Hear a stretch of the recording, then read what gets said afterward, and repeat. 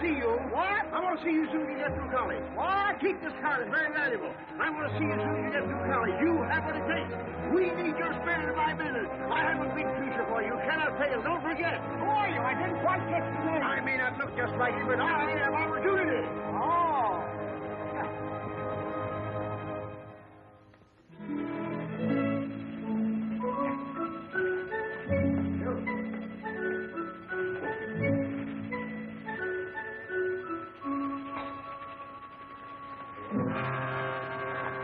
Why don't you look the way you go? I beg your pardon. I'm very sorry. Well, I should say I do remember. I should certainly hope to kiss a pig if I didn't. Thank you. Now, let me see. That was football, wasn't it? Or was it ice hockey? I go to everything. Football, Mr. Waggleberry. Football, of course. And I presume I promised you a job. I usually do when I get excited. Oh. But you shall have it. With me, a promise is a sacred pledge. My word is my bond. My handshake is like a certified check. My check is like a... He who loses honor loses everything. Right. We don't start people at the top, you understand. That will be too easy. We do it the American way. We give them an opportunity to work up from the bottom. What satisfaction. What the feeling of accomplishment you will have when you are able to look back from whatever rung of the ladder your go-getiveness would have placed you upon and say, I did that. Yes, sir. Fine. You know nothing about the advertising business at all, I presume? Well, Good!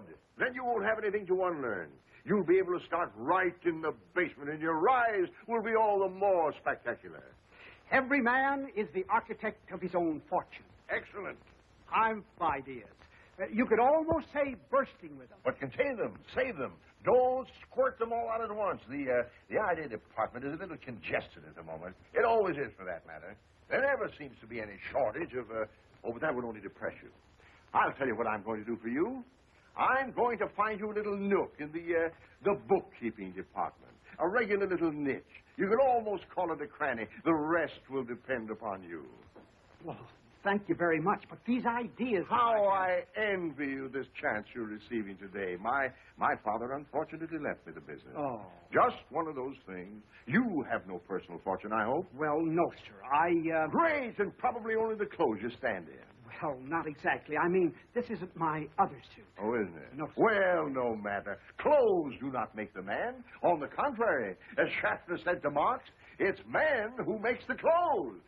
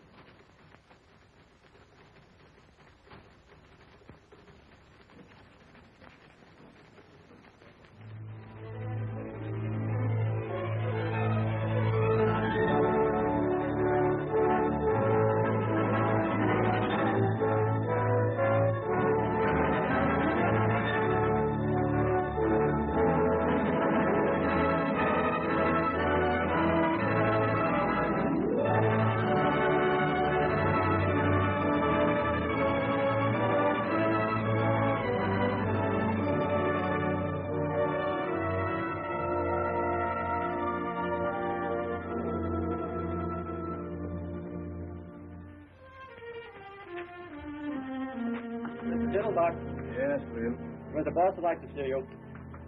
Oh, me? Oh. By the way.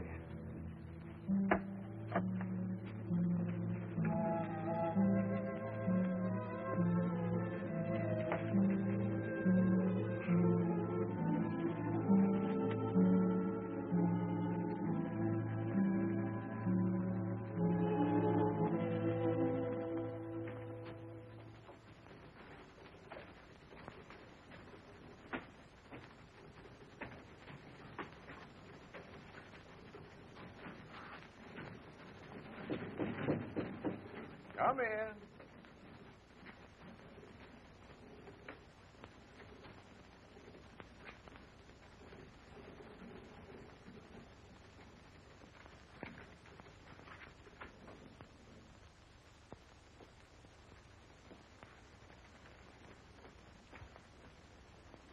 Want to see me, Chief?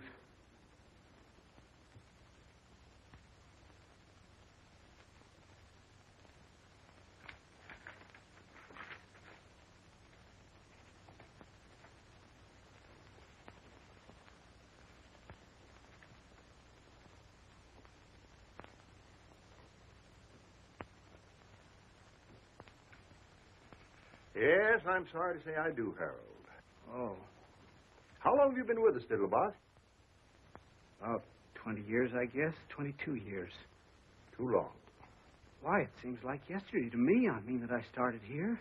Well, it was quite a few yesterdays ago. The earth has cooled considerably since you put on your first pair of sleeve protectors outside there. Yes, I guess it has. And so have you, Harold. So have you.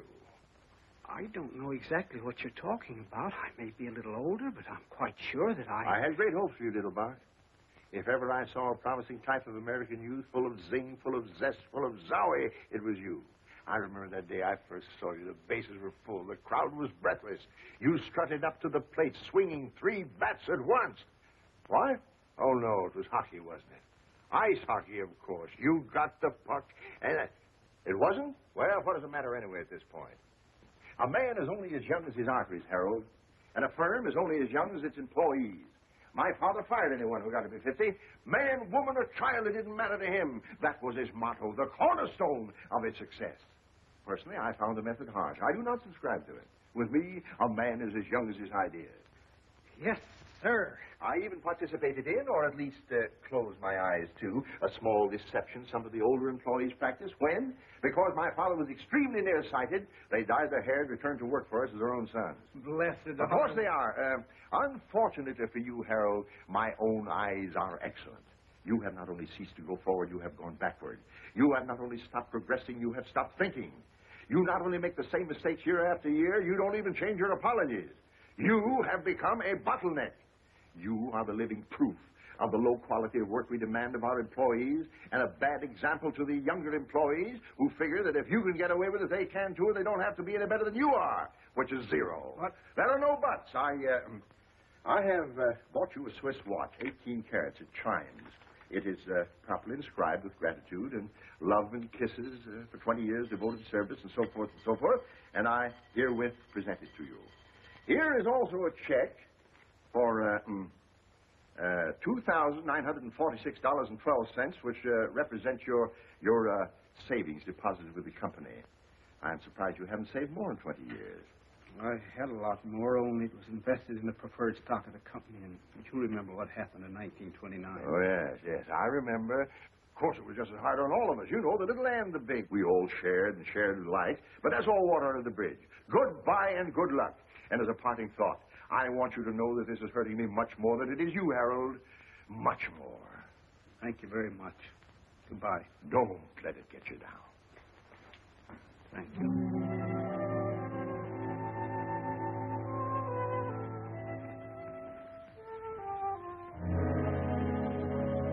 It was football. Huh? It was football I used to play.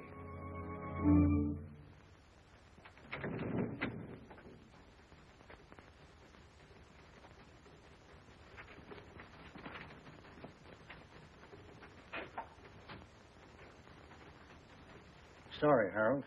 Thanks. Like that in cash, please. What's the matter? Don't you trust us anymore? Once bitten, twice shy. I'll have to get it out of the safe. I'll bring it over to your desk. Thank you, Charlie. You better buy a wig. Huh? Why? You'll find out.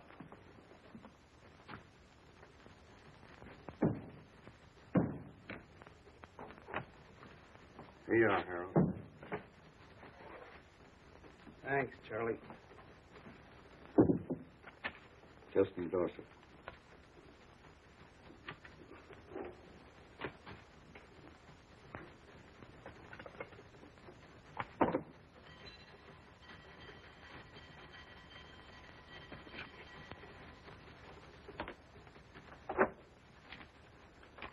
Thanks, Harold.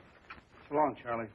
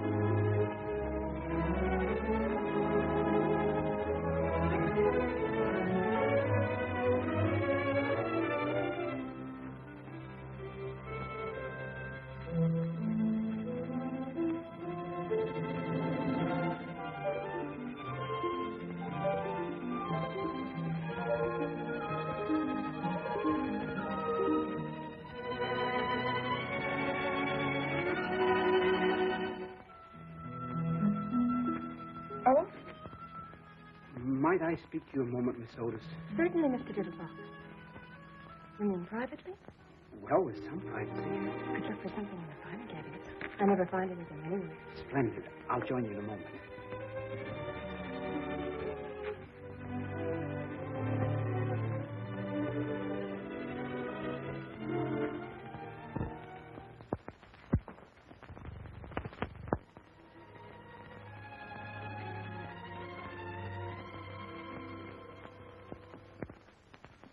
Miss Otis, Yes, Mr. Diddlebock.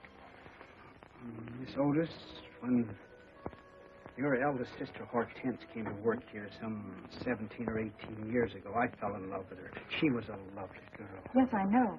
I mean that you fell in love with her. She told me. Oh, she swept me off my feet. My circumstances at that time did not permit even the contemplation of marriage. I know she told me. When she very wisely stopped waiting for me and married the gentleman whose life she has since illuminated, I felt that my own life was ended, that I would never love again, that the sunshine had withdrawn permanently behind the clouds. I know. Well, I was mistaken. Of course. Because when your next eldest sister, Irma, came to work here, I fell even more deeply in love with her than I had with Hortense. I know she told me. Hortense even got a little burn about it. Well, she needn't have, because when Irma, in her turn, got married and was replaced by your next eldest sister, Harriet, I felt that everything that had gone before was merely an appetizer. I know. She told me, too. They were getting better and better. Your mother seemed to be making them nicer every year. Thank you. I haven't come to you yet. When Harriet ran away with that headstone salesman, I was inconsolable. None of us felt very good about it. I was going to propose the very next day. She didn't know that. I had the ring in my pocket. I just made the last payment on it, the one I'd started for Hortense. You came so close. I never felt so defeated in my life. I never thought I'd smile again. So you met Margie. That's right. She was even better than the others. Mother'd had more practice. Practice makes perfect. By then, of course, I'd been wiped out in the market. Oh, was that it? She never knew. That's right. I started to get on my feet again when your sister Claire came to work. Why didn't you ask her? Didn't you like her? Like her? I worshipped her. Only that irresponsible lout, that loafer who married my sister, chose that very moment to kick the bucket to pass on without leaving even a dime's worth of insurance. So I found myself with a ready-made family. Poor Mr. Diddlebock. I suppose you were in love with Rosemary, too, while she was here. Naturally. Of course, I was so in the habit of being in love with your mother's daughters, but then that it would be impossible for me to even see one without... Without what, Mr. Diddlebock? I presume you know I've adored you since the first morning you punched your first time card. You knew it, didn't you? Well, I suspected it. My sisters had warned me. Of course. Imagine being exposed to 7 Miss Americas and muffing the whole 7 of them. Poor Mr. Diddlebock. I'm leaving here today. Oh, no, Mr. Diddlebock. That's what I really wanted to tell you. I don't know where I'm going, and I very probably won't see you again. So, I want you to take this. It's all paid for. Someday, when you meet some young man who's really worthy of you and who has everything but the engagement ring, you can take that excuse away from him anyway, and... well...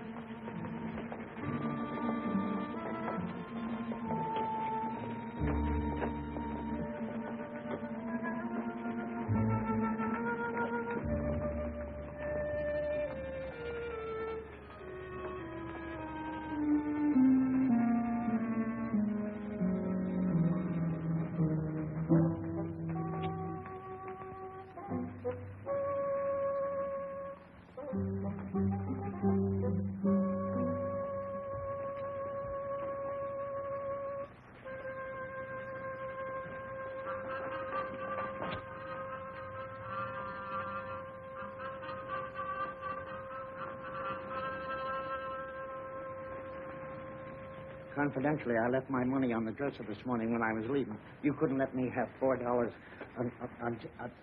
I say, you couldn't let me have You couldn't let me have $4 till Wednesday. That's my lucky day. There's a mag called Footshore running at Belmont, and you don't have to go if you can't spare it. I just said if you happen to have $4 you wasn't using until Footshore come in. Fool and his money are soon parted. Yeah, but think what beautiful memories he lays up. How about $2 till tomorrow? He who lendeth money endeth friendship. Oh, that's all right. We ain't friends. I never even seen you before. Well, that's a fine argument. How about a quarter for a racing form? This is day before yesterday. Oh, here, since you're so melancholy about yourself. Fish hooks? What? I say, maybe you caught your mittens some fish hooks. Holy Moses, Westerner, huh? Oh, here. What's the difference? Holy mackerel, you're a right guy. You stick to me, you'll be wearing rubies. No, I'm not. It's just that I've been saving it for 20 years, and I'm getting tired of it. It's what you call an impulse. Like a man works all his life in a glass factory. Well, one day he feels like picking up a hammer. You say you work in a glass factory? No, I didn't say that at all. Oh? It's just... Oh, well, you wouldn't understand. What you need is a drink. No, I never touch it. I never have. It runs in my family not to. The demon rum. I'll tell you what I'm going to do. Since you've been so generous and all No, with no, me... I tell you, I have never in my whole life... You're never too old to learn. You can't teach an old dog new tricks. Every dog is entitled to one bite. Now, let sleeping dogs lie. A barking dog never bites. He who sleepeth with dogs riseth with fleas. Now, wait a minute. How about a little wine for thy stomach's sake? That's from the good book. He who hesitates is lost. Lips that touch liquor shall never touch mine. Eat, drink, and be merry. The priest and the prophet have erred through strong drink. They are swallowed up of wine. They are out of the way through strong drink. They err in vision. They stumble in judgment. Isaiah 28. You got me. What kind of a drink would you suggest? Nothing too strong, of course. How deep is your trouble, brother? How did you know I was in trouble? Well, I've been around quite a lot of it. I hear you. Did you ever hear of a Texas tornado? Not till this moment. Oh, you'll be surprised and amazed. Right this way. What? Come on. Wait a minute. Oh, come on. I shouldn't be doing... Sure. Down in there. I mean, sure. Come on.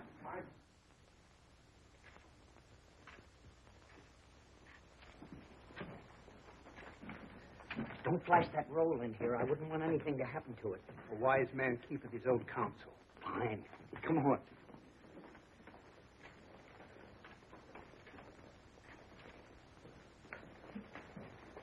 Come on.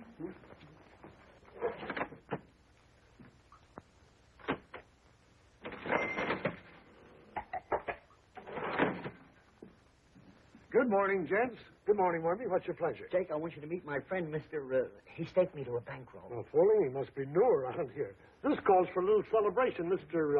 Diddlebock. Harold Diddlebock. Diddle what? Diddlebock. Buck is in beer. Oh, I thought you said Diddlebuck. Is it buckwheat cake? No, I didn't. Your brother Diddlebuck back. What's the matter with me? Bach. Oh, yeah, Bach. He's in some kind of trouble. Who is He's it? about to have his first drink. His first drink? Uh-huh. Well, drown my kittens. This is quite a moment. You mean his first this morning, or really his first ever and ever since he was weaned? I have never partaken. Now that I've had time to think it over, I Yes, don't... sir. You never know how the other half lives. You aroused the artist in me. It was just an impulse. Well, obey that impulse. Why don't you have a cigar? Have a cigar? Yes, sir. I'd like to make you something. Something you would remember. I wouldn't want anything... I mean, if I had anything at all, nothing potent. You understand? You'd never feel it. I was thinking of a Texas tornado. Oh, not for an occasion like this, Wormy. A tornado's a perfectly reliable commercial drink for conventions and hangovers and things like that. But this is almost, is the word Vestal? Huh? I mean, it ought to have organ music. I wouldn't want anything... I mean, opportunities like this come along all too rarely for a man with his heart and his work. Tell me, Mr. Diddleback, where were you born? What? Nebraska. Corn. In what year, please? 1901. Fine, fine. They distilled some very palatable stuff in 1901. Now, let me see.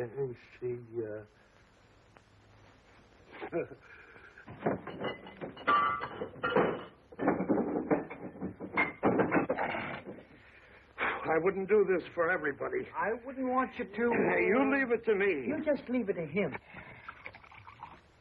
1901. 1901, a sort of meeting of old friends, brothers under the stars. It ought to help your personalities to get together. Or don't you believe in astrology? I've never thought much about it. If you're making that for You me... believe in personalities. I suppose so. How about posterity? What? Posterity's just around the corner. Now, just a couple of technical questions. Would you like it frappe or flambe? How? Do you like ice skating or turkey stand? I used to skate a little. Frappe.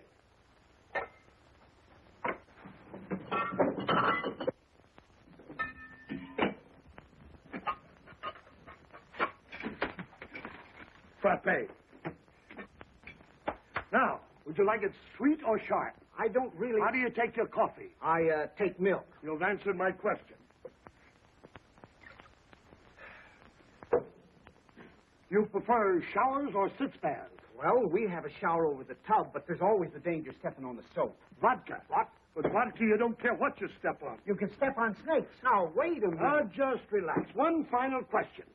Do you prefer the taste of rosemary or wormwood? Who or who? Do you like Benedictine or absinthe? What? What kind of toothpaste do you use?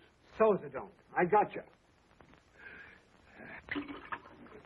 If that's for me, you just leave it to him. What a scientist. Ain't that pretty? I wouldn't want anything to, They call him the professor. You just leave it to him. Oh, boy. Gentlemen, the diddlebock. Ain't he wonderful? A genuine genius. That's certainly very kind of you. Don't mention it. And if you don't mind, I'll sample a mouthful with you. Well, I certainly hope you will after mixing up this much. The artist does not weigh his clay. You're very good health, Mr. Diddlebock. Here's to you, Mr. Diddlebock.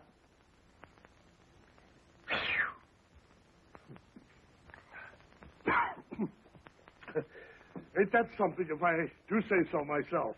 That's certainly very kind of you. I'm only sorry that you made so much of it.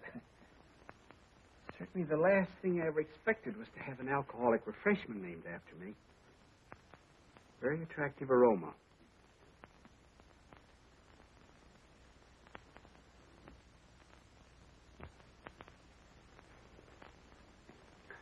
Very mild. Nothing to it. I wouldn't say that. But it has always seemed to me that the cocktail should approach us on tiptoe, like a young girl whose first appeal is innocence. What a poet. Here's to innocence. Bottoms up. Over your ears.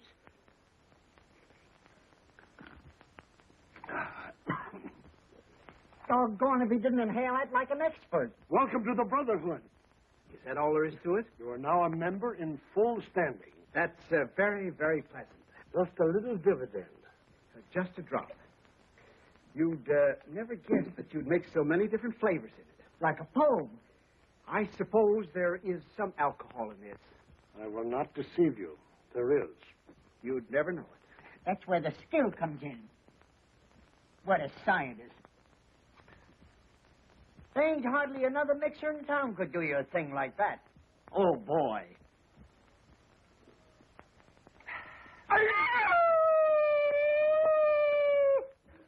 Lovely. Just like velvet. What was that yelling? Did you hear something just then? To innocence. And still more innocence. What is... Pacify me, you know, just beginning and all. It ain't as if anyone ever drank a diddlebock before. You can't tell what it'll do to you. This lemonade. Shake up another batch of it. Shake up a bucket of it. Oh, wait a minute. What are you talking about? What are you looking at? Who, me? Nothing. Hurry it up. What is that yelling I keep hearing?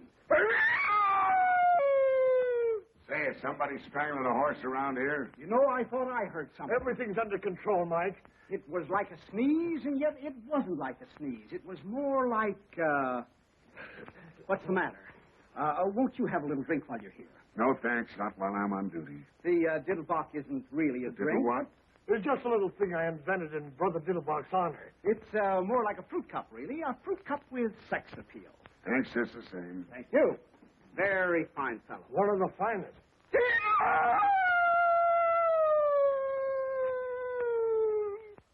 There it is again. I could have sworn I heard something. I suppose I didn't hear nothing that time. I'm very glad you noticed it, because I did too. Yeah, don't tell me. I've been telling these boys about it, but they're not sure. To me, it sounded like a cross between a Mongolian lynx and a wounded moose. Have you ever hunted the Mongolian lynx? I have not. How about a wounded moose? Likewise. You're probably better off. Why don't you give the gentleman a drink instead of letting him stand there with his tongue hanging out? Look, before your tongue starts hanging out, you better lay off a couple of them diddle pots. A fine thing at 11 o'clock in the morning. Who's he talking to? You? Now, wait a minute. Just a moment, officer. My friend may be small, but I want you to know that he's got a heart of gold, and I won't hear one word against him, you understand? When I was in the depths of desperation, the dregs of despair, who befriended me? Not E.J. Waggleberry and Company, not the fellow employees beside whom I toiled for 22 years and whose sorrows I shared as who wouldn't, not the Metropolitan Police Force whose salaries I have paid and whose uniforms I have purchased to keep them warm in winter, cool in summer, and fresh at all times, but Jan Spaulding befriended, when befriended men are nothing, you understand? You handle him. Ha! Wait a minute. I just saw it. So what? The fellow doing the yelling. He's hiding behind the post there. Probably an escaped lunatic. I don't see anybody, Mr. Diddlebock. What do you mean you don't see anybody? You can't see that old crackpot with the spectacles? Why, that's you, Mr. Diddlebock. Me? That old tramp? Why, that doesn't look anything more like me. Look at that collar. Looks like a horse collar. Oh, it ain't so bad, Mr. Diddlebock. How long have I been looking like this? You've always looked like that, Mr. Diddlebock, at least ever since I've known you. Why, this is an outrage. Look at that old scarecrow. Look at that suit.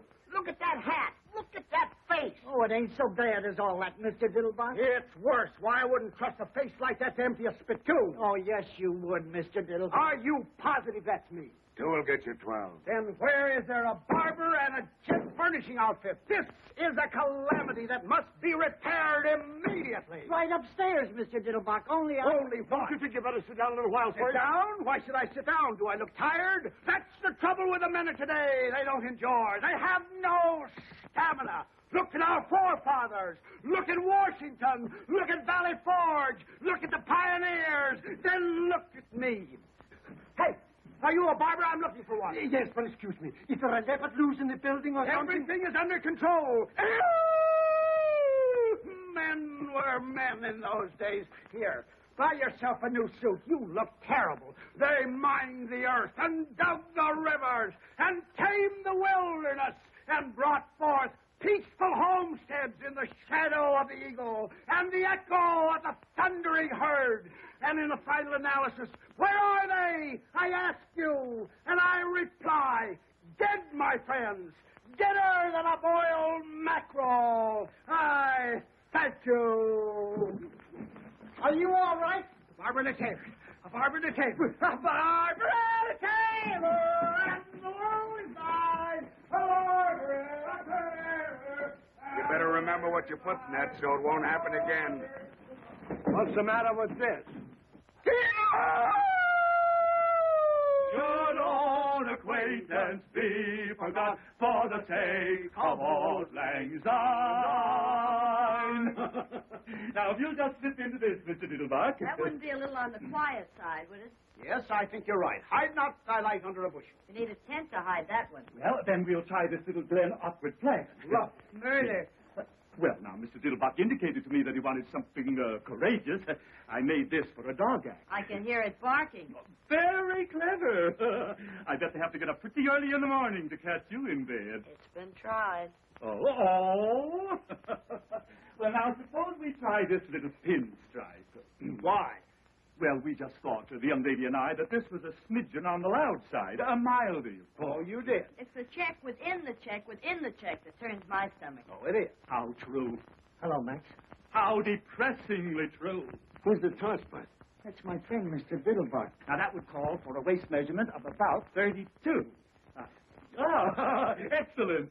I'll be back in a flash, and you won't know yourself. Excuse me. Well, so long. Better luck next time. Just a moment. Why are you giving that lowbrow your money? Lowbrow? Now, wait a minute. Wait a minute. This is Max, the bookies man. Don't you remember that goat I was betting on? This goat? Listen, Chester. No. Butcher. He lost. Why do you bet on goats? You want to bet on something? Bet on horses. They run faster. That's it. You say this animal lost? Totally. I see. Well, now is the time to turn defeat into victory through a clever maneuver. Yes, sir. Now, who are the contestants in the next sprint? Let's see. Windowpane, Butcher Boy, Senor Pepito. Oxnose, Pepper Pot, Crazy Maisie. Kid of Joy. These handles. Polka Caterpillar and Emmeline. Emmeline? Did you say Emmeline? Yeah, Emmeline. Devoid of speed. Probable odds 30 to 1. Emmeline was my mother's younger sister. You don't tell me. Oh, yes. She was a little shorter than Mother, though. A little plumper, too, but a very pretty girl. That's remarkable. Avoid her like poison. She had the prettiest blue eyes. But she's 30 to 1. But no bookie pays more than 15 to 1. I'll take 15. Don't you understand what odds mean? I think so. They represent a difference of opinion. Right. Well, my opinion is Emmeline. She must be a beautiful goat. I mean, if she's She's a horse. Oh, well, all the better. They run faster. I don't want to hurry you, none. But if anybody still wants to get a bet down, I get 15 to 1 for Emmeline. especially if she wins, $1,000. $1,000. $1,000. You mean on the nose? Wherever you put it. Now, wait a minute. Take it easy, will you? Don't get excited. It's nothing but a symbol that costs practically nothing to print. There is no shortage of it at any time. Don't do that, Mr. Diddlebock. You have to take chances in this life. Will you take a grand on Emmeline? Now, look, you don't have to take those kind of chances. 15 to 1. Don't do that, Mr. What do you mean, Diddlebock. my friend? Nonsense. You didn't know Aunt Emmeline. I got the dough right here in my mitt. Here, put it in my Are you sure? Nonsense. I wish you would The change. die is cast. Of course, it ain't any of my business, but you sure you don't want to think this over? Certainly not. When the iron is hot, strike. Look, a joke Obey that impulse. Okay, it's your funeral. Okay. I tell you, I got it right here in my mitt. Can't you hear it? You made a bet. Maybe not the best bet in the world, but a bet. They're off. I can hear the short wave. Senor Pepito going to the front by ahead. Windowpane second. Crazy Maisie third. Butcher Boy fourth. And a Popo Caterpillar. Let me hear that. $1,000. Keep quiet. Let me hear that, will you, please? Around the turn, it's Pepito in front by 3/4 of a length. Windowpane a second by ahead. Crazy Maisie third by ahead. At the quarter, it's Windowpane by ahead. And here we are, Mr. Diddlebock. I just brought a few accessories in case. Pepito was second by half a length. Now, if you'll just slip into these, Mr. Diddlebock. Would you mind glancing the other way, dear? With pleasure. Oh. With your permission, Mr. Diddlebock. Butcher Boy got through on the inside and is going to the... Crazy Maisie fronted. She's swerving the Butcher Boy on the rail. Want the skin on the feet. Thank you. All this noise. Possibly a change of Stay skirt, by. Mr. Diddlebock? This one. By all means. Now, if you just slip your coat off, Mr. Diddlebock. Windowpane got through on the outside, but... Crazy Maisie ran wide and bit him. What? She's crazy. Now she's back at the rail in front by a length. Pepito was And second by there half a length. Butcher we Boy are. got through in the outside. Very nice. Coming up between horses. They're clearing for home. It's Crazy Maisie by a length. Pepito was second by half a length. And There. Butcher Boy's coming up. No. Butcher Boy is second No. by a length. Butcher Boy is second. Crazy Maisie ran No. wide again. And... No. What? Here comes Emmeline. They're coming up between... They're coming down the line. Head in head. It kills the suit. They kill each other. Here comes Emmeline. It's a driving finish. Their noses apart. They're going across the line. They're finished now, and it's Emmeline. By a neck. Butcher Boy second by half a length. And Crazy Maisie is third in front of that. Is me. Emmeline! Emmeline wins! Hot dog.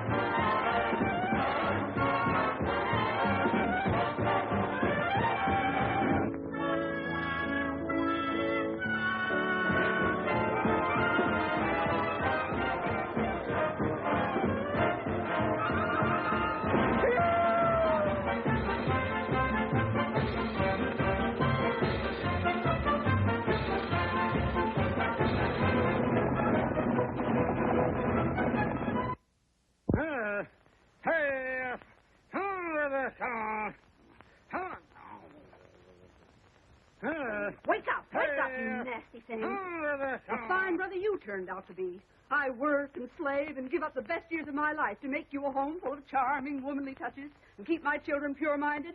As a reward for all this, you come rolling home at midnight in a condition which I, for one, What's Mr. so late Diddlebock... about midnight? Yes.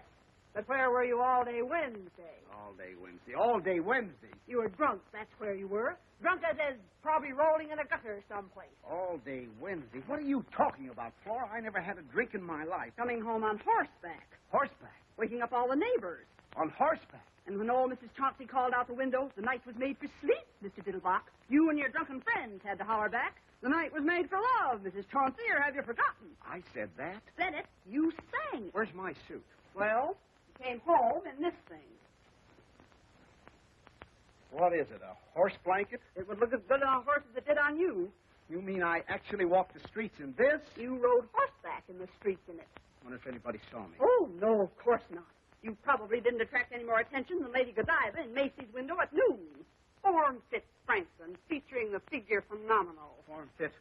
Wonder if I get my money back on it. You could try, but I doubt it. You might see what you can get on this while you're at it. Oh, take it off, will you? I feel bad enough as it is. I had a fortune. I had thousands. I had all my savings in one big... Wait a minute. I had tens of thousands. You had tens of thousands. I tell you, I did. Where are my pants? Maybe you threw them out the window. I tell you, I had a fortune in them. You had a fortune in them. And where did you acquire this fortune, may I ask, if I'm not too inquisitive? Is there such a thing as a goat race? A goat race? No, I remember. It was Mother. You say Mother was racing someplace? Bertha B., that's right. Were there any other angels in the race? It was a horse race. You know what a horse is, don't you? What's the matter with you, Flora? First, I bet on a horse called Emmeline. You remember Aunt Emmeline? She won easily, naturally. Then I took the $15,000 I bet on Emmeline. $15,000? That's right. She paid 15 to 1. I took the $15,000 I bet on Aunt Emmeline and bet it on Mother. On Bertha B. Bertha Bierhofer. You remember your own mother's name, don't you? Yes. And she won too, I suppose. Easily, I presume. You must be on the millions, you presume. I seem to remember a big fat man someplace where there was some very pretty girls dancing the tom-tom and slinging their garters around. Oh, I see it. This big fat man, big-hearted mower, wasn't generous, Jake. He was always smiling. He had a big, happy smile, like a shark. He had it right in his pocket for me. He said, all in cash. All he had to do was reach right in and pull it out. He said? That's right. But the government didn't want anybody to have that much in cash. That was it. It wasn't patriotic. For him? That's right. When I said, I suppose that's why they want you to put your money in bonds. He said, bonds, Brother Diddlebock. When they say bonds, they mean investments. And have I got an investment for you, Brother Diddlebock? And what was it? I don't remember. Well, I'll tell you what it was, Brother Diddlebock. It was a drunkard's dream. The horses were nightmares, and the money is just something you never had and are never going to get, Brother Diddlebock, because you're just an old failure. So just get into your clothes and go down to the office and walk in as though nothing had ever happened, and probably you'll find nothing did happen. What about Wednesday, Flora? What was I doing all day Wednesday? Don't tell them you had a cold. They probably had drunks working for them before. I just don't believe it, Flora. If I could only find those pants.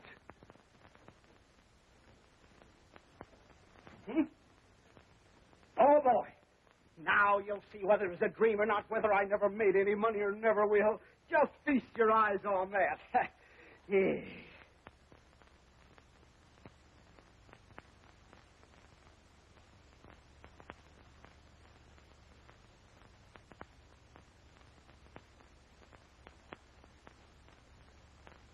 Well, that's certainly funny.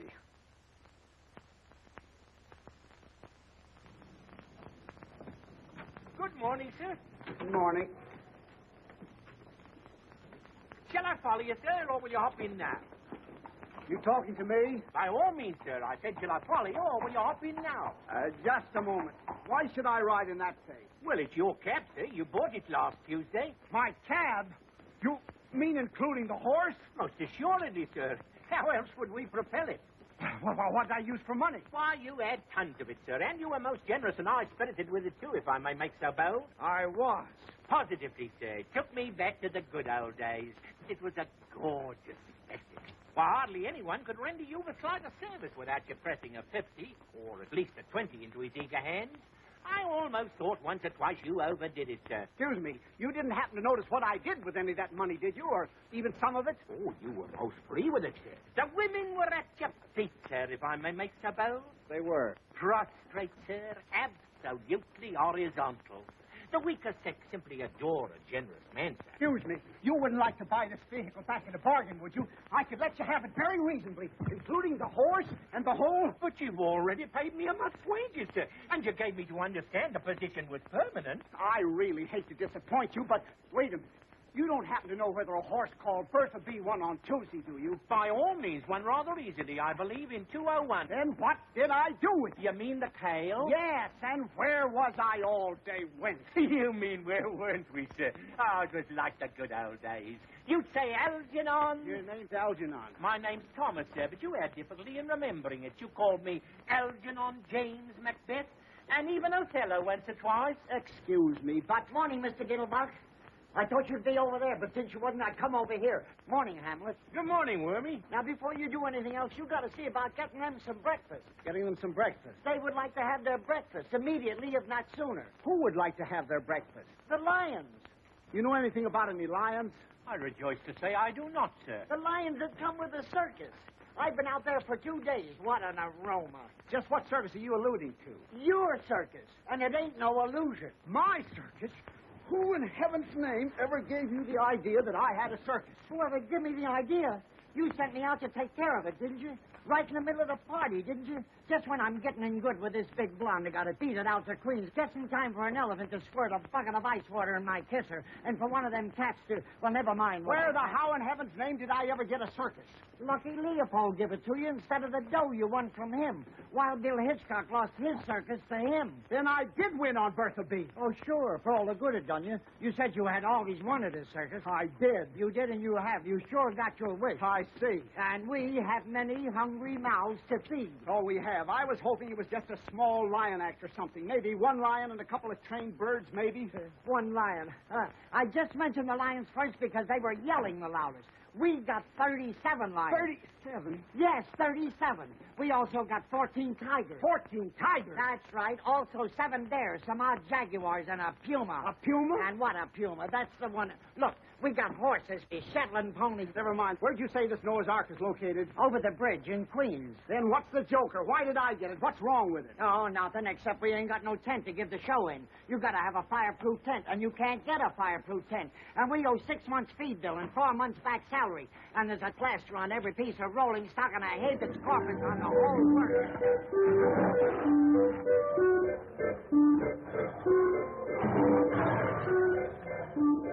Now, how would you feel about repossessing your circus at a fraction of its original cost? I'd like to be 9,000 miles away from it, home in the arms of my mother. I see. I could make you an exceptionally attractive offer. You couldn't make me an attractive offer, not if you got down your bended knees and threw in a set of dishes. I see. You don't, but you will. The only reason I hung around as long as I did and gambled away my stake was because they were so hungry. And you don't find many people takes pity on a lion. That's right. You got any idea how much meat a lion, not a monarch of the jungle, just a small, ordinary lion like that one there. Come here, Jackie. What? Come here. Jackie, come up here. You got any idea how much a lion eats per day? I haven't the slightest idea.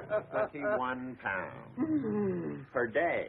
Quite a pet. Yes, like a kitten. Of course, you don't get any choice cuts. Just ordinary meat, but then they don't exactly give it away either. Now, you multiply 21 pounds per day by 37 lions, 14 tigers, and 9 jaguars. And a puma. And a puma. Then you multiply that by 30 days past September, April, May, and November. June. Yeah, whatever it is. But all the rest have 31, and that means one more big meal. Except February alone, and they only eat 28 times.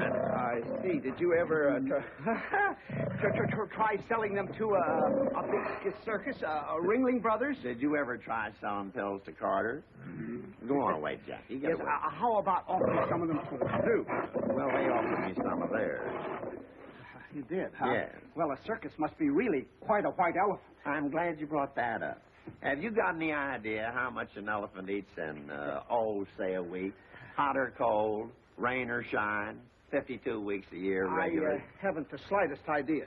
Well, not counting the peanuts, or the 150 pounds of bran, or the 200 pounds of oats, or the 50 gallons of pure spring water they drink to wash it down with. Can your mind envision a ton of hay? A ton? A haystack. Of hay? Alfalfa. Why, that's impossible. It would die of indigestion. Nothing can eat a ton of hay. An elephant can with ease. Now, let me tell you about the hippopotamus. The hippopotamus does not, as you might suppose, live on a diet of water. Oh, hello, Gus Lad. Hippopotamus is all very nice, but where's the fish? Fish? Who wants Mr. fish? Diddlebock. This is Friday. There's a few characters out here would like to have a little word with you. Just a moment. We will speak for ourselves, if it's all the same to you, my small friend. You, sir. This is indeed a great pleasure. Mr. Diddleback, isn't it? The pleasure's all mine, sir, madam. Ethically and morally, we are not responsible for the acts of our predecessors, but sometimes, technically, we are. And now, if you'll come this way and present your statements, one at a time. There is one, and now another, and now another. Have you any more?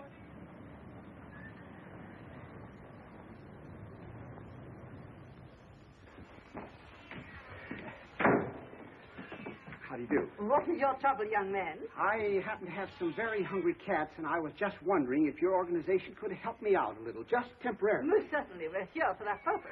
It wouldn't matter about the size of the cats? Not a particle. We mother all cats. That was the desire of our dear benefactor. Very handsome man. Well, that's certainly a relief. Now, have you one or plural cats? Plural. Excellent. And the number, please? 61, if you want to count that pew. I beg your pardon? Well, in the neighborhood of 60. It's quite a neighborhood. Well, you know how they multiply. There are ways of controlling that, you know. I don't want to sound cruel, but are you quite sure that being out of work and everything, you can afford to support quite so many of our dear little friends? Well, I'd be very happy to bring over a couple of wagon loads. Oh, not permitted. Or all too soon our little home would be overflowing. Especially with ours. We will go through the distance. The important thing is that they're hungry, isn't it? Of course it is. So I'll just give you a requisition for, you can finish the back door, for, shall we say, 6 bottles of milk? Oh, let's make it 8 bottles of milk. And some nice, freshly chopped liver. About how much liver do you think your poor little darlings could manage? Well, would about 3 tons be asking too much? 3 tons?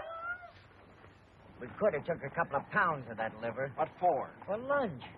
We got to think along very much broader lines than that. This is a big problem. You're telling me. I used to solve problems all the time when I was in college. Trigonometry, calculus. What a time this would be. You know something? What? I don't think I've thought in years. No fooling. I'm always thinking, always trying to figure an angle. That's because you have to. You haven't got security. You haven't got a job like I have. Like I have. Where you have to get up at the same time every day, eat the same breakfast, go to the office on the same car, work on the same ledger all day, then go home the same way you came to the office, except backwards.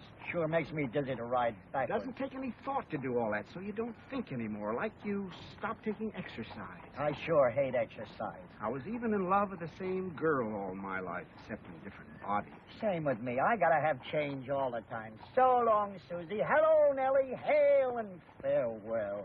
You know something else? What? He may have been right to fire me. Huh? I'm just an old has-been. What are you talking about? If ever I seen a live wire, a good time Charlie with a rubber off his roll and a whistle for the dame, why, this little problem wouldn't have been no problem at all to you on Tuesday. Where there's a problem, there must be a solution. Where there's a mind, there must be thought. You follow me? Well, at a distance. Where there's a circus, there must be money.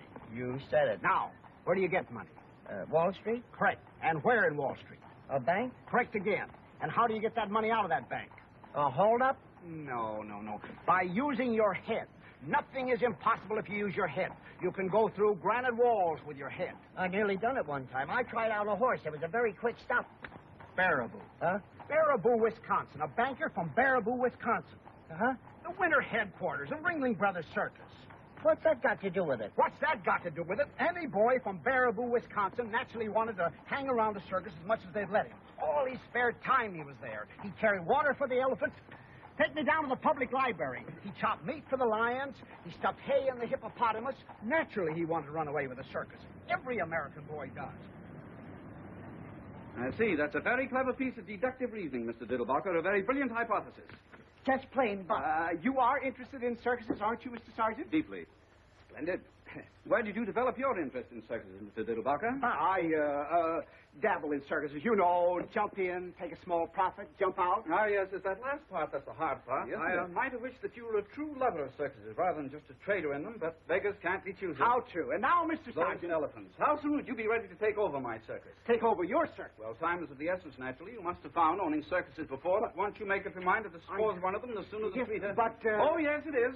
Perhaps I shouldn't tell you this, but you certainly came on the right day. I've just received my monthly fee bills, and I'm prepared to make you a genuine bargain. I'll meet you more than halfway. In fact, I'm willing to take a stupendous loss. I'll make you such a sacrifice. No. Oh, yes, I will. This is the end. By gad, you can acquire my circus at such reasonable terms that... You can acquire my circus. That's right. Give that to me again? We got the circus, and you being fond of circuses, we thought naturally you'd be... That you could sell it to me. Uh-huh. I knew this was too good to be true. I hate bankers. Why? Because they won't lend you any money like they're supposed to. Everybody hates them. Don't you hate them? I never thought much about it. Now, let's see. Why would a banker want to buy a circus? Take off his income tax? I don't think they pay income tax. At least you never see their names up very high on the list. You're leaving us to pay it for him. I hate bankers. Could he be sorry for the animals? A banker? What we need is an argument. What we need is some meat. That'll come. Now, why would you buy a circus if you were a banker? I wouldn't. Even if you could afford it? I should say not. Please. Well, I would. I guess maybe that's why I bought one. I was always going to buy a circus when I got rich. You sure bought one. Keep it in the poorest part of town. Let all the kids in for nothing, all year round, just to see their faces. You get awful tired of that whip. Wait a minute. You say everybody hates bankers? Naturally. There you are. Huh? Nothing to it. Where's there another bank? They're all banks. Then come on. What happened? We just sold a circus. Huh? James R. Smoking Company. James R. Morning, gentlemen. Morning. Is Mitchell smoking? We'd like to smoke him out. We'll go inside, Wormy. You got an appointment? We'll make an appointment. What do you want to see him about? An A circus. investment. Of what? What's it your business? Well, go ahead. I'm not stopping you. There are plenty of people inside for that. Want to try it? Big mug. Come on, Wormy. What? I hate bankers.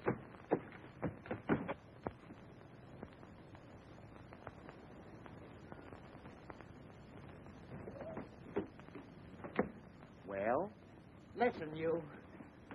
we didn't figure this out far enough. You've got to figure these things out to the bitter end. What you'll do, then what they'll do. Then what you'll do after that, then what they'll do, then what you'll do after that. It's like, do you play chess? No. I don't either. Maybe if you wore the other suit and the big Kelly. What for? To frighten them? No. What we need is an open sesame. Oh, no, well, we can pick up a couple of blackjacks. No. What we need is a rule. Oh, Did you ever hear of the Trojan horse? where was he running? Forget it. There's nothing that succeeds like success. No. Like thought. With thought, you can penetrate granite walls. Right, big mug. All we need, then, is a thought. But that goes all the way through. Right. That don't stop at the bitter end. Right, you and your little brother. Never mind that. There's nothing to it. We'll be in jail by 3:30? Huh? Out again by 4:45? Huh? I've got it. Absolutely and beyond question, it cannot fail. What is it this time? We've just sold the circus, that's all. Again? Right, come on. Must you go? We'll be back. You'll find out, you big stiff. Right. Right. Since you have repeatedly failed to clean up this matter, despite numerous warnings from me, which I was in no way obligated to show, Which we were in no way obligated to show. we are reluctantly forced to inform you that we will have to take over your building. As of the...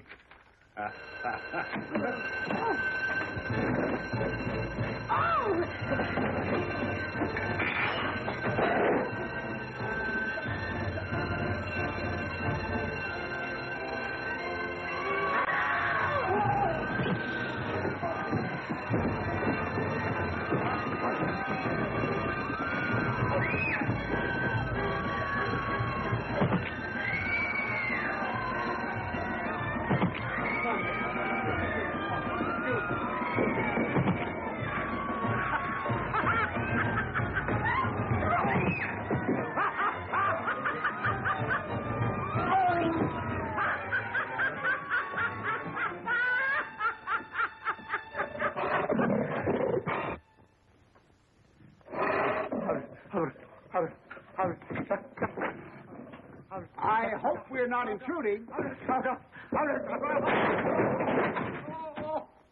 Mr. Smoke, I presume? I wonder if I could have a few moments of your valuable time. Mr. Smoke. Where are you, Mr. Smoke? Now, wait a minute, Jackie.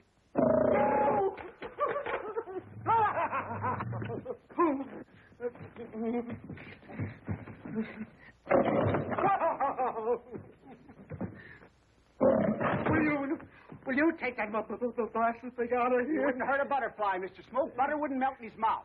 Give the gentleman your paw, Jackie. Here, give Mr. Smoke a drink. It's nothing. It's called the diddlebock. I have only a few moments before the police reserves arrive, so I will be extremely brief. As you know, Mr. Smoke, you are loathed by everyone. Why? Because you are a banker. I am here to repopularize you overnight through the medium of the James R. Smoke year-round free circus for children. Adults, 55 cents. Remember that the richest man in the world spent millions to become popular. I will make you popular overnight and for nothing. There's only one circus in the world for sale. Why, Jackie? I have it. The James R. Smoke year-round free circus for children. Adults, 55 cents. The price is $30,000. I will leave you with that thought. My name is Diddlebock. You can locate me through the papers. Good day. Come on, Jackie. Come on, boy. Good day. Bock, as in beer.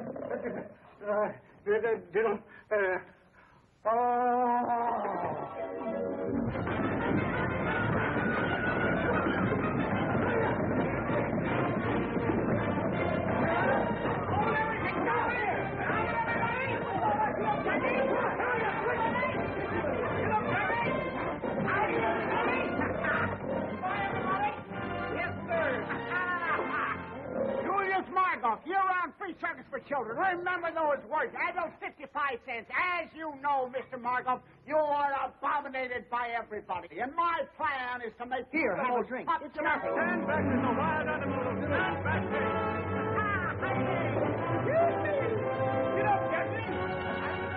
As you know, Mr. Blackson, you are despised, reviled, and detested by all normal human beings. My plan is to undo this great wrong through the medium of the Jeremiah T. Blackson year-round free circus for poor children. Adults, 55 cents. Drop that gun. Here, have a drink.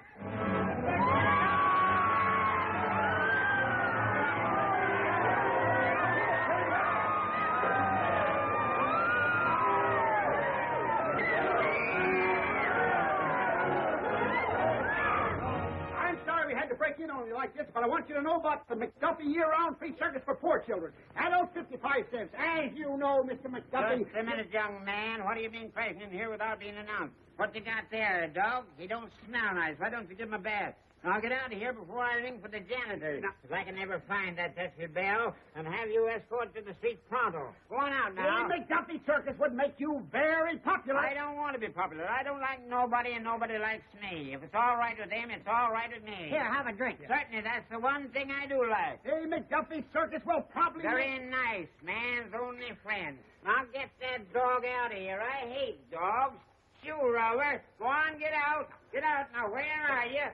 Get out of here now. I can smell you, but I can't. No! No! Hey! Jackie!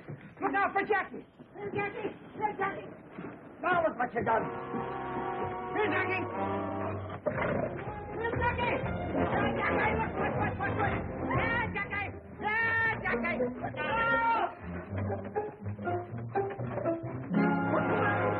What are you trying to do?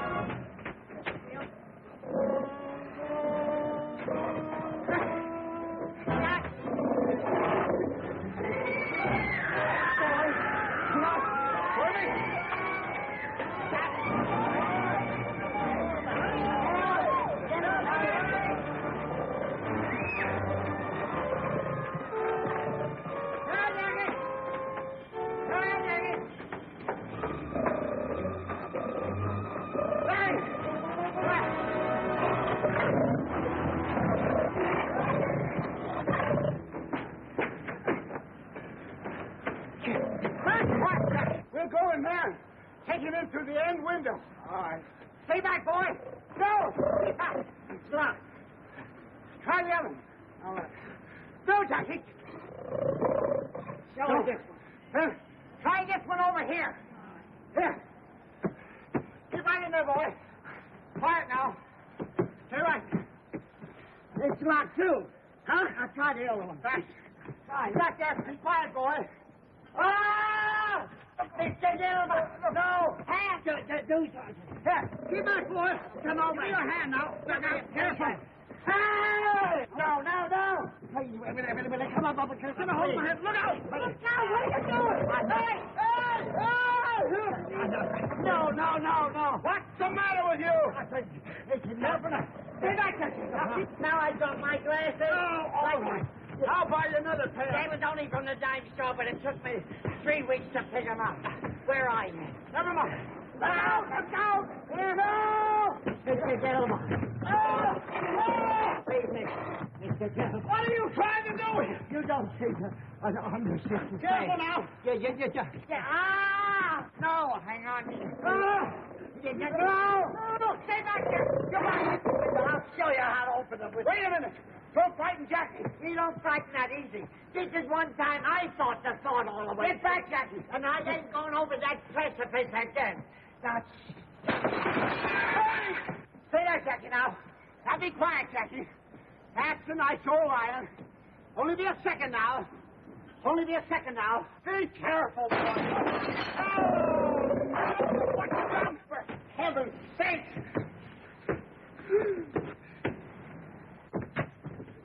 Be careful, Jackie. Please, stay back there now. Stay still. What's the matter with you? Be careful. I want to cut your arm off. I thought I told you not to make any noise. How can you throw a telephone through a plate glass window without making any noise? You thought through 2 plate glass windows. Oh. What a mess. Can you see him? There's a good old Jackie. There's a good boy. Oh, see there? There's a good old Jackie. There's a boy. Just let me get you. Have you got a hold of me? I find a coat. Hang on now. I got a change. I got you. All right, Jackie, get your tail out of the way now. Hang on. Now, easy now. No. Hang on to me, Mr. Gilbert. No. Get back there. Quiet. Yes. I almost did it like that. Get me in the finest.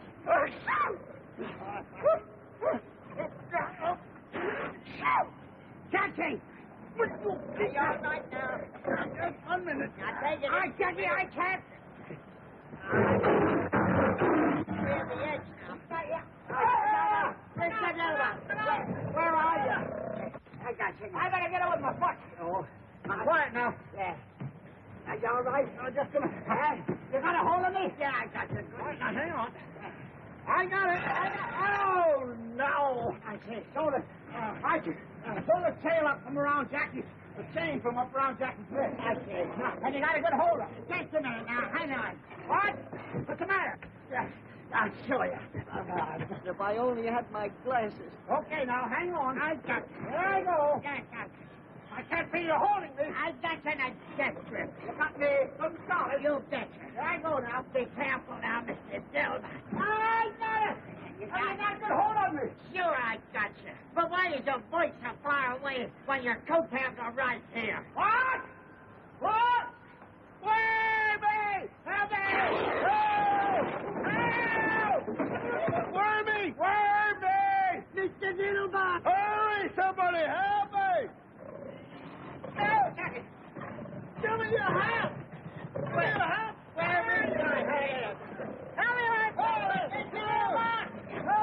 Here I am, way over here now. Over where? That's a cut.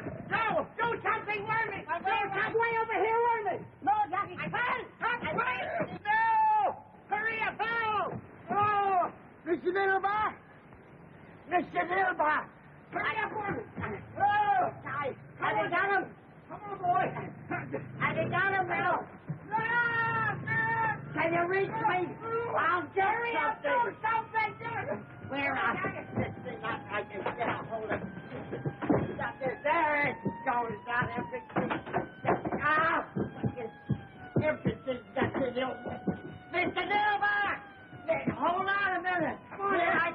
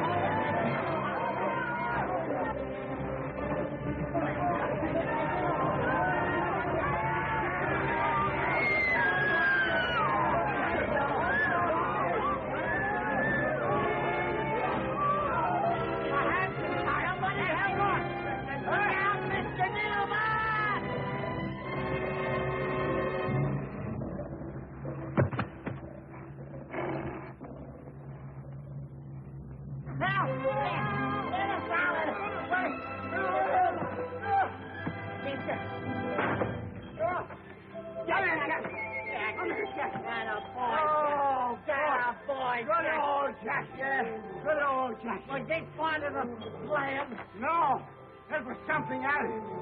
Oh, boy, am I cracked up. Bananas.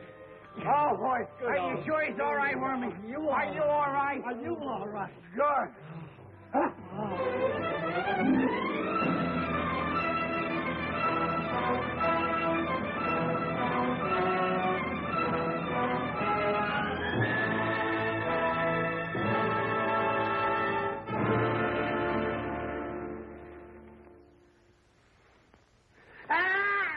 Wait a minute. Look out! Hang on! Help! Hang on! Help! Hang on! Help! What's the matter with you? I'm sorry. I ain't never going to be the same again. Oh, boy, is this nice in here. Thought you didn't like jail. This is the first time I ever appreciated one. So cozy, so solid. Don't they build them nice? Well, we'll be out of it pretty soon. No hurry. We got to get over this, you know. That wasn't part of the plan at all. You're telling me. Now, let's see. I said that we'd be in jail by 3:30. We are, and I love it. And out again by 4:45. We ain't, and it's all right with me. Good old Jackie, did you stick your neck out? They ought to be here with certified checks. Who? The bankers. They have to come with certified checks. There's nothing in this world as strong as a good idea. Never has failed, never will fail. It cannot fail. The thought is planted. One more second, they could have planted us, too. Can you imagine watching a trapeze act? Oh. There they come. Who? The bankers. Now, you just watch. Pretend to be indifferent. Right.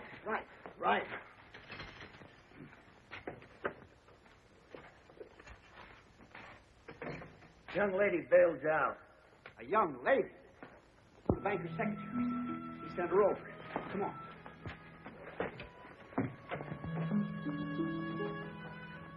Hello, Mr. Diddlebock. I'm so sorry. You're in... What's that? Why, Miss Otis? That's just Jackie. Don't pay any attention to him. You bailed me out? Well, naturally, Mr. Diddlebock, we just put our savings together. That's all. We can't get out, can we? Of course not. That's all savings are for anyway. Naturally, they weren't all mine. Hortense had the most, of course, seeing the others. Naturally. And when we heard you were in trouble, are you sure the strong... Of course they are. They keep murders in them. I can't thank you enough, my dear Miss Otis.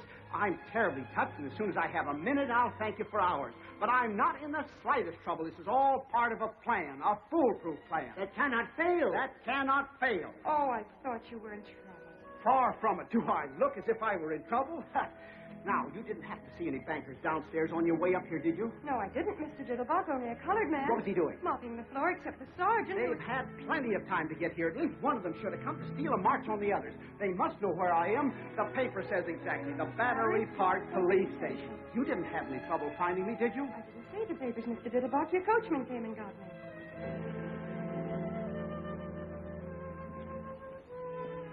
Why, there's life there's hope, sir. And while you was acrobaticking this afternoon, I was thinking to myself... Thanks.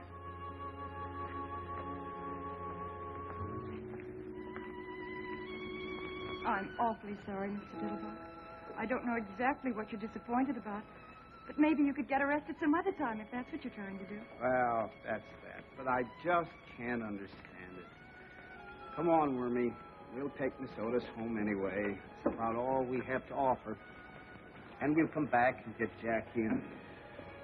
I'd be glad to go back in jail, Miss Otis, if it would get you your savings back. Don't talk nonsense, Mr. Diddlebock. Don't be depressed. The day is always darkest. I know, just before the cyclone. Say, what's the Battery Park Police Station doing on Canal Street? The Battery Park Police Station, too? Yes, that's where the paper said I was. Oh, they couldn't take you in. There wasn't room. Some roisterers of some kind got in ahead of you. Or they didn't like lions or something. Then where is the Battery Park Police Station? Why, in Battery Park, sir, naturally. Then what are you waiting for? Get in. You see what I told you? Hot dog, let's go! Let's go!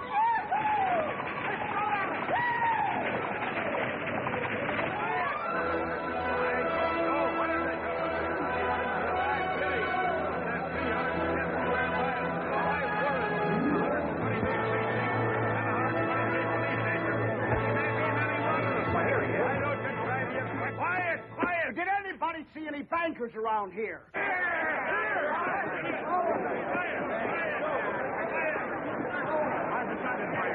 I didn't hear just what you said.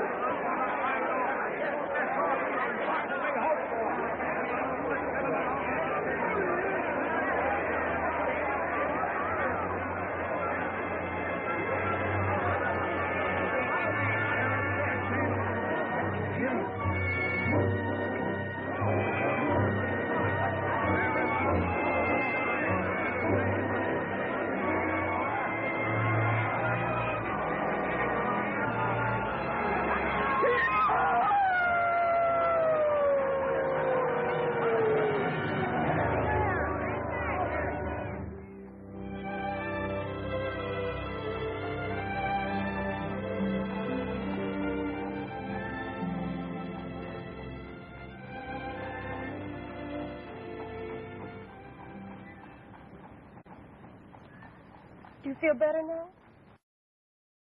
Air would do you good. It's very kind of you. Oh, yes, this is my cab, isn't it? What a day. Say, was I hanging off a line from a building, or did I have a nightmare? I'm afraid you did, Mr. Diddlebock. I mean, hang off the building. But I really wish you wouldn't anymore now that it isn't necessary. You wish I would. I mean, now that you're a member of the firm and everything. What firm is that? Why, Waggleberry and Company, where you always worked. You say I'm a... But of course you are. Mr. Waggleberry said that Sergeant's free circus idea was the best advertising idea he'd heard of since Brody jumped off the bridge. And then when you got the accountant on. You say Sergeant bought the circus? Oh, no, he already had a circus of his own. Ringling Brothers, Barnum and Bailey bought your circus. Ringling Brothers, Barnum and Bailey? You mean for money? He certainly didn't buy it for peanuts. But I thought that there were some bankers. Weren't there some bankers who wanted it or something? Oh, yes, but they didn't want it as much as Ringling Brothers, Barnum and Bailey wanted it. They just wanted it for the free circus idea, which Mr. Sargent already had, which made you a member of the firm. But Ringling Brothers, Barnum and Bailey really wanted it. The bankers never got any higher than $150,000. $150,000? That's right. But when Ringling Brothers don't like something, they really don't like it. Don't like... They don't like free circuses. $175,000 worth they don't like them. Here's your check. $175,000. I'm so happy for you, Mr. Diddlebock. I mean, so much happening in such a short time. I'm very proud of you, too. You must be terribly intelligent. I beg your pardon, Mr. Diddlebock? $175,000. That's right. You see, it's written... Oh. It's written twice.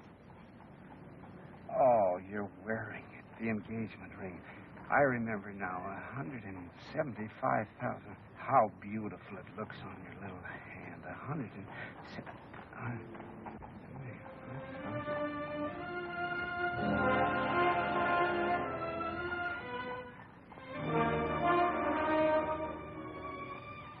see. What's the matter, Mr. Diddlebock? This ought to be the happiest day of my life.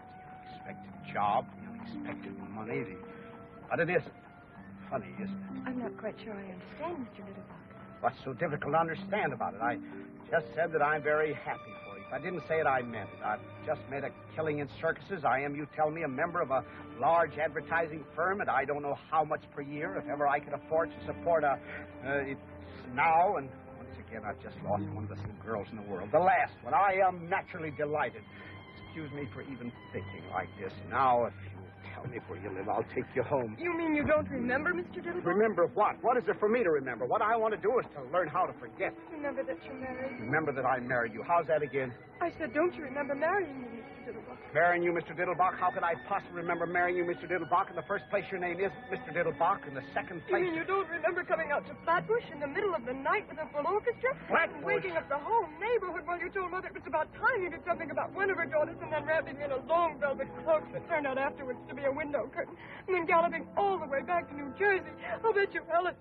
Are you sure of your facts, Miss Otis? Am I sure? Really, Mr. Diddlebock? This is terrible, Miss Otis. I'll never forgive myself if I live to be. I mean, the difference in our age alone is... I mean to say not that I don't worship the very ground you walk on, but I mean, looking at us together, I must have been out of my mind. I was out of my mind. Why didn't you resist me, Miss Otis? Because you were irresistible.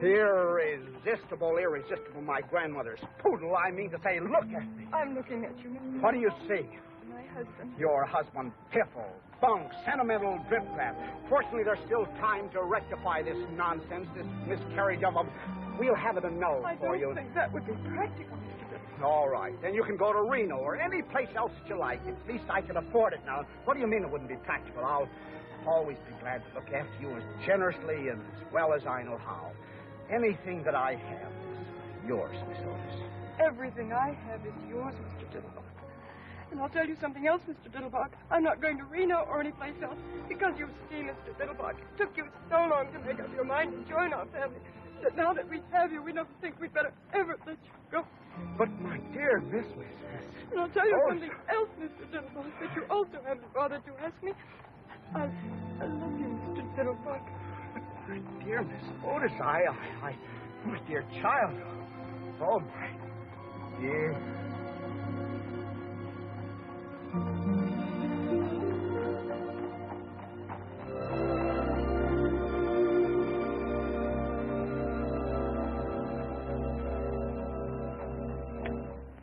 That must be what I was doing all day Wednesday.